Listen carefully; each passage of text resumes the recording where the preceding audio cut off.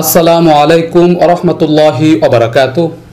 সম্মানিত দর্শক, আমাদের নিয়মিত প্রশ্নোত্তর পর্বে আমাদের কাছে এক ভাই প্রশ্ন লিখেছিলেন যে স্ত্রী সহবাসের পূর্বে কোন দোয়া পাঠ করতে হয়, সহিহ হাদিস থেকে জানতে চাই।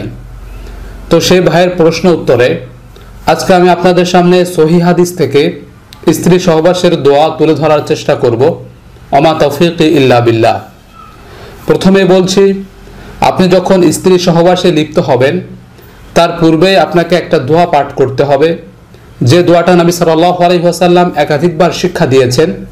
একাধিক সহিহ হাদিসের ভিতরে যে দোয়াটা উল্লেখ রয়েছে, সেই দোয়াটা আপনাকে স্ত্রী সহবাস আরম্ভ করার পূর্বে একবার পাঠ করতে হবে।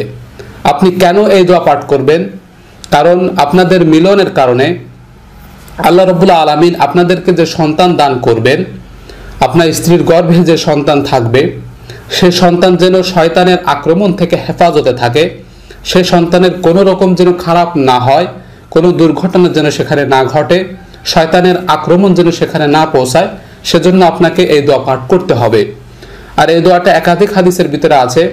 আপনাদের সুবিধার জন্য আমি একটি রেফারেন্স দিচ্ছি, তা হলো বাংলাদেশ ইসলামিক ফাউন্ডেশন যেটা বাংলা অনুবাদ করেছে সহিহ মুসলিম শরীফ, তা 3402 নম্বর হাদিস হযরত ইবনে আব্বাস রাদিয়াল্লাহু তাআলা আনহু থেকে বর্ণিত হয়েছে। সেখানে নবী সাল্লাল্লাহু আলাইহি ওয়াসাল্লাম বলেছেন, তোমরা যখন স্ত্রী সহবাসে লিপ্ত হবে তখন পড়বে বিসমিল্লাহি আল্লাহুম্মা জান্নিবিনাশ শাইতান ওয়া জান্নিবিশ শাইতানা মা রাযাকতানা। আমি দোয়াটা আবারও বলছি, খেয়াল করে শুনবেন। আপনি যখন স্ত্রী সহবাসে লিপ্ত হবেন তার পূর্বে এই দোয়াটা পাঠ করতে হবে।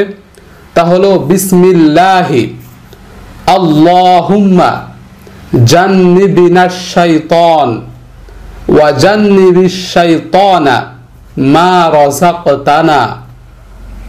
আমি দোয়াটা আবার বলছি এবং বাংলা অর্থ সহ বলছি, খেয়াল করে শুনবেন।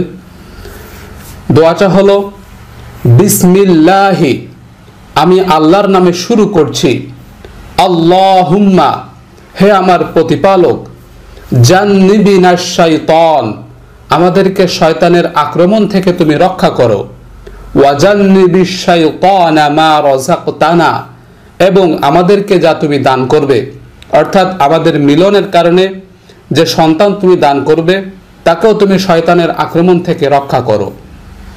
এই ছোট্ট একটা দোয়া, এই দোয়াটা নবী সাল্লাল্লাহু আলাইহি ওয়াসাল্লাম সহবাসের পূর্বে পাঠ করার জন্য বলেছেন।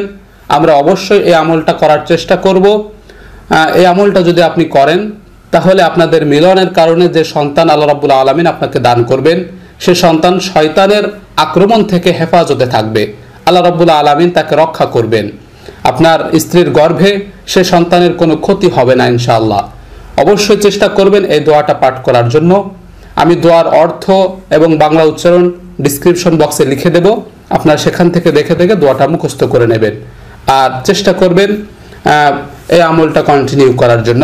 আল্লাহ রাব্বুল আলামিন আমাদেরকে তৌফিক দান করুন। আমিন। ওয়া আখির দাওয়ানা আনিল হামদুলিল্লাহি রাব্বিল আলামিন। আসসালামু আলাইকুম ওয়া রাহমাতুল্লাহি ওয়া বারাকাতুহু।